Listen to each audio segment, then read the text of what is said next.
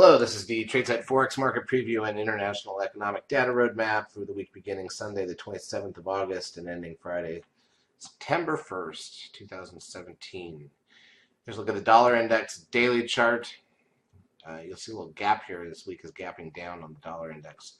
So with some of the initial trading, we'll take a quick look at something here. Yeah, so most of the markets have not opened yet, but at any rate, we've got had a fairly uneventful week. It still feels very much like summer doldrums. Obviously, the hurricane down in Texas wreaking a lot of havoc. And the traditional end of summer is next weekend, Labor Day weekend. So we got the end of the month here this week. We're heading into the long weekend. The following Monday is a holiday. Usually after that, at some point in time, things start to pick up. So we'll see what we get. Here's a look at the euro dollar. Also moved up here so far to start the week here. As I'm recording this a little later than usual, the pound also didn't do much during the week, up a little bit right now. Aussie dollar, very flat week overall. The pound yen, very flat. I mean, one of the flattest weeks on the pound yen in a while. Same with the euro yen. All right, let's take a look at the intra-week action here on the various pairs. So here's the euro dollar for the week. Most of the week was in a 80-point range, 80 pip range, basically, until Friday when you got that last late breakout move and ran. And here's the pound. This thing was stuck for the whole week in 130 pip range. It's pretty poor for the pound. That's usually what it trades in a given day. So there's not much to see here. Again, we are in summer doldrums, and it's kind of the definition of why right now. That's why we're half size. Let's just go through the economic data that's coming out this week, get ourselves set up for the week ahead. All right, so we've got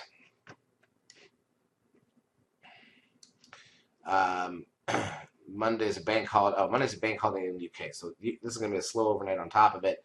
You'd be half size anyways. Europe's M3 money supply and private loans. By the way, there's no data on Sunday at all. The week starts with Monday. So you have the bank holiday in the UK.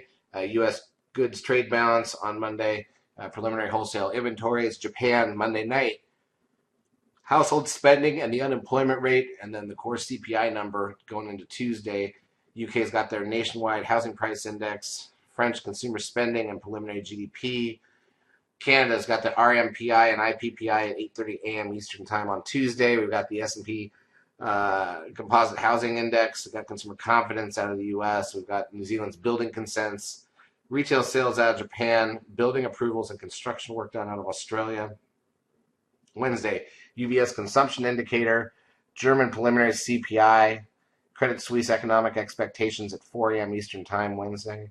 Got mortgage approvals and net lending to individuals out of the UK, Italian 10-year bond auction. Here in the U.S., we've got the ADP non-farm employment change, Canada's current account, U.S. preliminary GDP number. It's the first look. I'm sorry, that's the second look at GDP from the second quarter. Not a big deal. We've got crude oil inventories. That's the weekly number here in the U.S. Consumer confidence out of the UK, preliminary industrial production out of Japan. Australia's HIA new home sales, China's manufacturing and non-manufacturing PMI data, business confidence out of New Zealand, private sector credit out of Australia. Thursday, a lot of data, Thursday and Friday around the world. We've got housing starts out of Japan, German retail sales, French CPI, German unemployment, Italian monthly unemployment, European CPI and unemployment rate at 5 a.m. Eastern Time on Thursday. U.S. challenger job cuts, Canada's gross domestic product number, the weekly unemployment claims, the U.S. core PCE price index here, along with personal income and spending, and then Chicago PMI, pending home sales, natty gas. New Zealand overseas trade index, Australia's AIG manufacturing index, Japan's capital spending, and final manufacturing PMI data.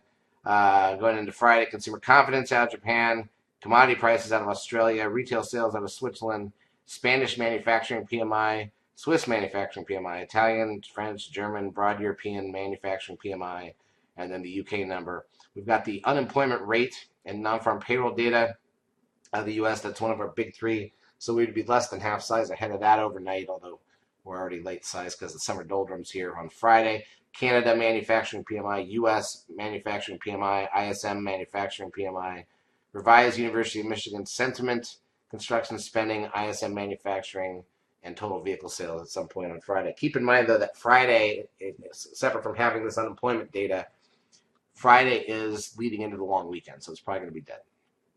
Charts, as usual, brought to you by eSignal.